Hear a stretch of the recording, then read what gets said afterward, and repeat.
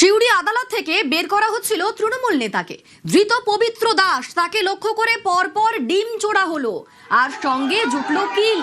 দেখুন যে ছবি দেখছেন, ধৃত তৃণমূল নেতা পবিত্র দাস, তাকে লক্ষ্য করে ডিম ছোড়া হলো, তার কপালে কিলও জুটলো। আর ডিম থেকে বাঁচতে তার দেখুন তার মাথায় হেলমেট। ধৃত তৃণমূল নেতা পবিত্র দাস, তাকে লক্ষ্য করে ডিম ছোড়া হলো, ডিম থেকে বাঁচতে মাথায় হেলমেট। শুধু ডিমই নয়, সঙ্গে জুটলো কিল। পবিত্র দাসের 5 দিনের পুলিশ হেফাজতের নির্দেশ দিয়েছে আদালত। আমাদের সঙ্গে সুপ্রতিম রয়েছেন প্রতিনিধি। সুপ্রতিম, একবার জেনে নিই যে পবিত্র দাসের বিরুদ্ধে কি অভিযোগ ছিল এবং আজ যখন তাকে আদালত থেকে বের করা হলো সে সময় কি পরিস্থিতি হয়েছিল?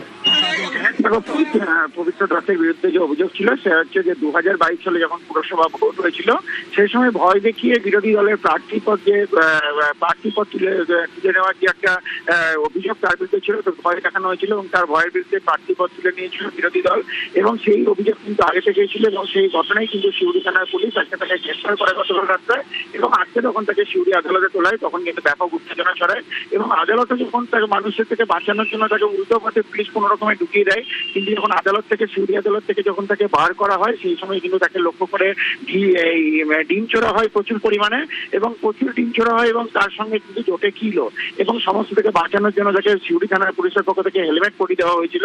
তবে হেলমেট পরালেও কিন্তু শেষ রক্ষা হয়নি, তার পিঠে পরপর ডিম ছোড়া হয়েছে এবং তার সঙ্গে কিন্তু তার পিঠে কিলো জুটেছে, এবং তাকে কোনো রকমের সেখান থেকে সিউড়ি থানার পুলিশ তাকে নিয়ে নিজেদের হেফাজতে নেয়।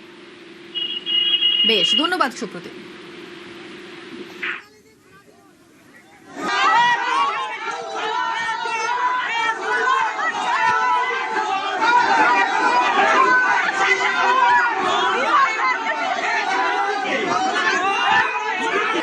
আইসি সাহেবের যে ভূমিকাটা দেখলাম সেটা আমাদের একটুও ভালো লাগেনি।